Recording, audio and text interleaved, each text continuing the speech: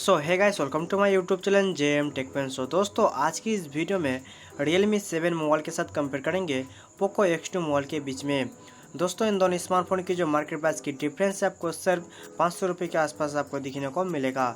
तो इसलिए आज की इस वीडियो में यही दोनों स्मार्टफोन के बीच फुल डिटेल्स कंपेयर करके देखेंगे आपको कौन सा स्मार्टफोन किस मार्केट प्राइस में ज़्यादा बेस्ट फीचर्स दे रहा है। दोस्तों, अगर इन दोनों स्मार्टफोन के बीच फुल डिटेल्स कंपेयर वीडियो आप लोगों को पसंद आता है तो प्लीज़ लाइक शेयर कमेंट जरूर करना, और भाई का यूट्यूब चैनल है तो प्लीज़ सब्सक्राइब करके बेल घंटी जरूर बजा देना। सो दोस्तों, चलो स्टार्ट कर लेते हैं आज का ये वीडियो।